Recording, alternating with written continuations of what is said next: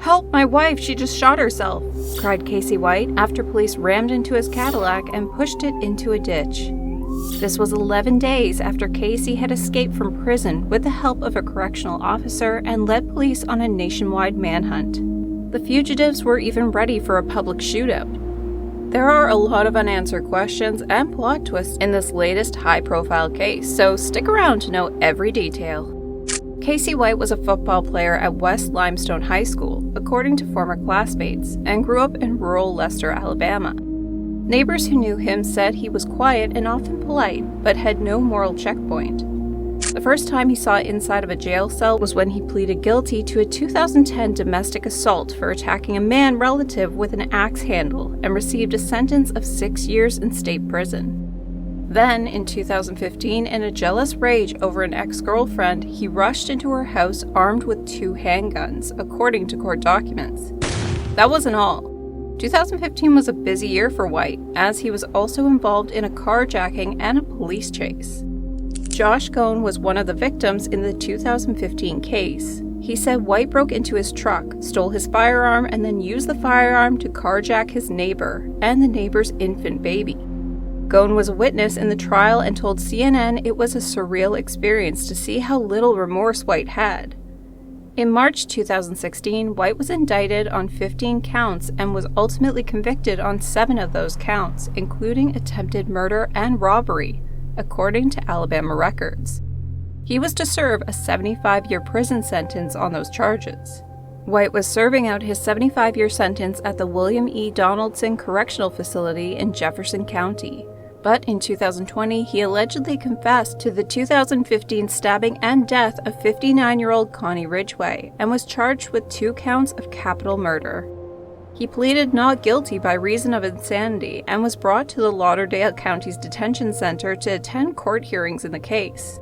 There, he came into contact with Vicky White, who was working as an assistant director of corrections for Lauderdale County. In 2020, while White was being held in the detention center, authorities learned he planned to escape the jail and take a hostage. Sheriff Rick Singleton said, "We shook him down and we did find a shank in his possession. A shank is a prison knife, and we retrieved that. We immediately had him shipped back to the Department of Corrections." Casey even had special privileges in prison. Sheriff Singleton said, "We were told Casey White got special privileges and was treated differently while in the facility than the other inmates." Likewise, Casey White had previously gained the trust of officials of the Limestone County Sheriff's Office. When he was in Limestone, they even allowed him to be a trustee inside the jail. He really was a jail boss. Casey White is some character. He stands at an imposing 6'9" and weighs about 330 pounds, with brown hair and hazel eyes, according to Alabama official inmate records. While that makes him quite visible in a crowd, the most disturbing thing about him are his tattoos. The agency released images of his body tattoos, some of which it is said are affiliated with the Alabama-based white supremacist prison gang Southern Brotherhood. A tattoo on his back depicts a Confederate flag with the words Southern Pride, and a tattoo on his chest depicts the shield emblazoned with the letters SB, a Nazi swastika, and the letters SS in the lightning bolt style of the infamous Nazi parliamentary group. It was also reported that while White has a mental illness and has abused drugs, he was a decent person when on medication in a supervised environment, and he can even be friendly at times. Casey White made a plan to escape from prison once again, but this time he would be successful. This time he would have help from a correctional officer, Vicky White.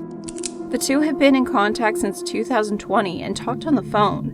Vicky was expected to retire at the end of her shift on April 29th, but shortly after 9 a.m., she told colleagues that she was taking Casey White to the county courthouse for a mental health evaluation. She also said she felt ill and would go and see the doctor afterwards, buying more time. Neither claim turned out to be real. A surveillance video shows Vicky White leaving the Lauderdale County Detention Center with Casey White walking behind her in leg shackles and handcuffs. Surveillance cameras inside capture Vicky opening a steel door and, without looking back, holding it for Casey White, who slips out with his head down, dodging it as it swings closed. The two vanish through what looks like an exterior door with a police patrol car parked outside. The patrol car the officer and inmate took from the jail was later found abandoned in a shopping center parking lot. Vicky White's jail keys, radio, and handcuffs were found inside. Authorities believe the pair left the lot in a different vehicle. Vicky White's 2007 Ford SUV she parked in the lot the night before. Several hours went by before deputies attempted to reach Vicky White by phone and reported that the calls went directly to voicemail. They also discovered Casey White had never arrived to the courthouse or returned to his cell. The Lauderdale County Sheriff's Office also released a series of images showing Casey White in an orange jumpsuit, socks, and sandals walking down a jail hallway.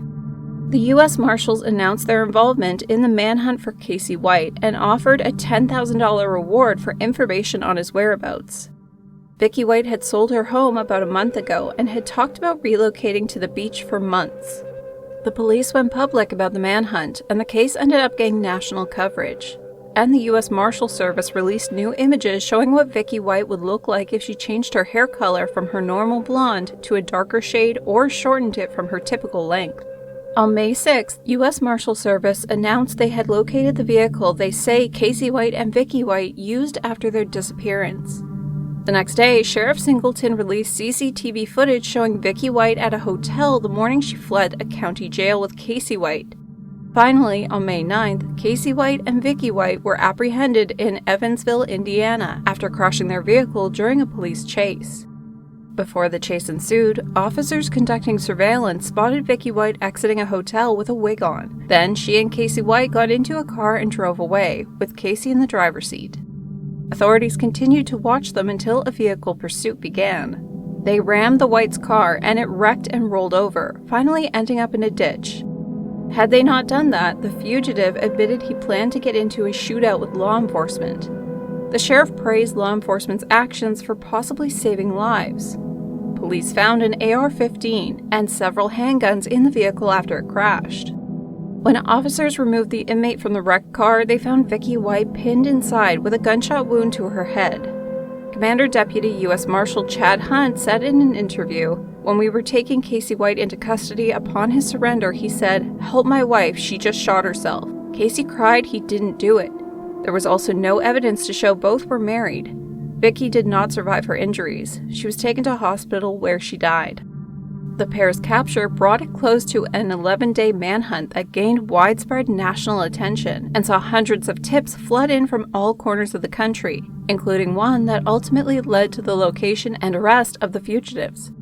Casey White was transferred back to Alabama. Sheriff Singleton said in an interview, "He will be in a cell by himself. He will stay in handcuffs and shackles while he's in that cell. And if he wants to sue me for violating his civil rights, so be it. He's not getting out of this jail again, I'll assure you that." Cops found multiple red and blonde wigs the pair used as disguises, as well as a stash of guns and $29,000 in cash.